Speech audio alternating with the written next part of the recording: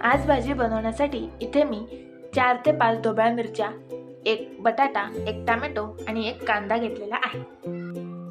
इथे ढोबळी मिरची, बटाटा, टोमॅटो आणि कांदा यांना कापून घेतलेले आहे। बटाट्याला थोडे मध्यम आकाराचे ठेवले आणि टोमॅटो आणि कांदा पूर्ण बारीक कापलेला आहे। आता बघूया याची मी भाजी कशी बनवली। त्यासाठी सर्वात आधी कढईमध्ये तेल गरम केलं, त्यामध्ये जिरं तडतडवून दिलं। त्यानंतर 7 ते 8 लसणाच्या पाकळ्या आणि कांदा छान गोल्डन ब्राऊन होईपर्यंत मी इथे परतत आहे।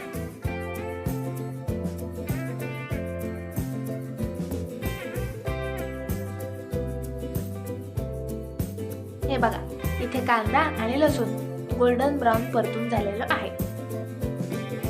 त्यानंतर त्यामध्ये बटाटे ऍड करून झाकण ठेवून मी याला शिजवते।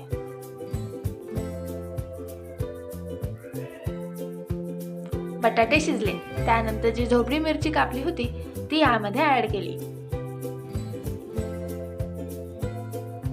लगेचच टोमॅटो सुद्धा ऍड केले।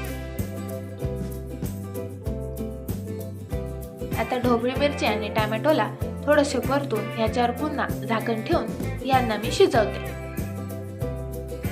इथे ढोबळी मिरची शिजलेली आहे। त्यानंतर यामध्ये थोडीशी साखर घालून एक वाफ काढते। आता त्यानंतर यामध्ये कांदा लसूण मसाला आणि चवीनुसार मीठ ऍड करून याला मिक्स करते। ढोबळी मिरची आणि बटाटा शिजलाय का नाही हे इथं मी पुन्हा एकदा पाहिलेलं आहे। अशा रीतीने सोप्यात सोपी, झटपट आणि सगळ्यांना आवडेल अशी ढोबळी मिरचीची भाजी बनवलेली आहे। त्यानंतर वरून थोडं सुकं खोबरं घालून याला मिक्स केले। तयार आहे इथे ढोबळी मिरचीची भाजी। तुम्हाला ही भाजी कशी वाटली ते कमेंटमध्ये नक्की सांगा आणि चॅनलला सबस्क्राईब करा।